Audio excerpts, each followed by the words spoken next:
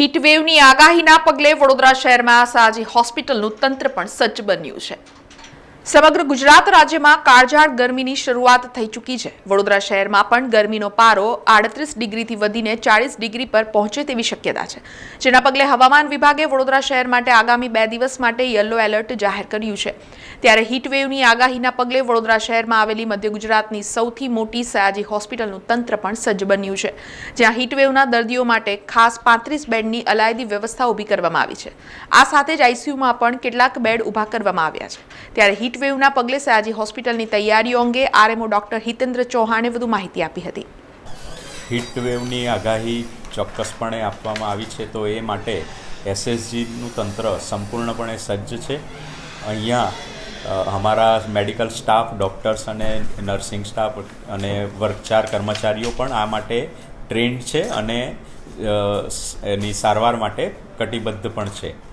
આ માટે અમે ગયા વર્ષે હીટવેવ આઈસીયુ અને હીટવેવ વોર્ડ પણ બનાવેલો, જે અત્યારે પણ અમે કાર્યરત સ્થિતિમાં જ રાખ્યો છે અને જરૂર પડે તો એનો ઉપયોગ પણ અમે તરત ચાલુ કરી દઈશું।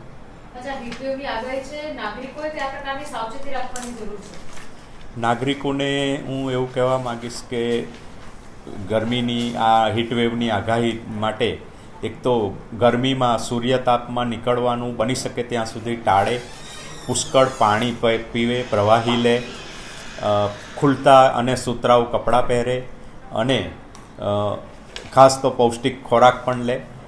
મેઇન તો ગરમીમાં નીકળવાનું થોડું ટાળે। બાળકો અને વૃદ્ધો માટે કયા પ્રકારની સાવચેતીની જરૂરિયાત લાગી છે?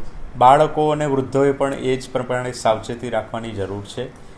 ગરમીમાં નીકળવાનું ટાળવું જોઈએ, ખુલતા સુતરાઉ કપડાં પહેરવા જોઈએ, પુષ્કળ પાણી પ્રવાહી લેવું જોઈએ, પૌષ્ટિક ખોરાક લેવો જોઈએ અને બની શકે તો ઠંડી જગ્યામાં જ રહેવાનો પ્રયત્ન કરવો જોઈએ।